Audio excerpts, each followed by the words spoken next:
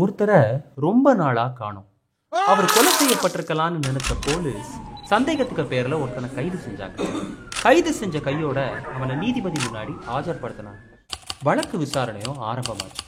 குற்றம் சாட்டப்பட்டவருக்காக ஆஜரான வக்கீல் கோர்ட்ல எழுந்து, மை லார்ட், இவர் யாரை கொலை செஞ்சிருக்காருன்னு குற்றம் சாட்டப்பட்டிருக்காரோ அவரே இன்னும் 5 நிமிஷத்துல இந்த கதவு வழியா வந்து உங்க முன்னாடி நிப்பாரு, அதை பார்த்துட்டு நீங்களும் என் கட்சிக்காரர் கொலை பண்ணலன்னு தீர்ப்பு கொடுப்பீங்க அப்படின்னு உறுதியா சொல்லிட்டு உட்கார்ந்தாங்க.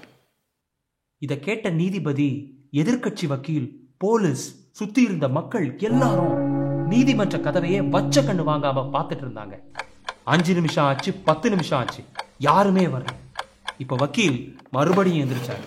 மை லார்ட், நீங்க உட்பட இங்க இருக்கிற யாருமே காணாம போனவர் கொலைதான் செய்யப்பட்டாருன்னு முழுசா நம்பல. அதனாலதான் எல்லாருமே வாசல் கதவை பார்த்துட்டு இருந்தீங்க. இந்த சந்தேகத்தின் பலனே எனது கட்சிக்காரருக்கு அளித்து அவரை விடுதலை செய்ய வேண்டும் என தாழ்மையுடன் கேட்டுக்கொள்கிறேன்னு கம்பீரமா சொல்லிட்டு மறுபடியும் உட்கார்ந்தார். நேரம் கடந்து பிற்பகல் ஆச்சு. நீதிபதி தீர்ப்பை வாசிச்சாரு. குற்றவாளிக்கு ஆயுள் தண்டனைன்னு தீர்ப்பளிச்சாரு. இதை கேட்டு அதிர்ச்சி அடைஞ்ச வக்கீல், ஏமை லாடுன்னு கேட்க, நீதிபதி, அந்த 10 நிமிஷமா நான் வாசலை பார்த்தது உண்மைதான்.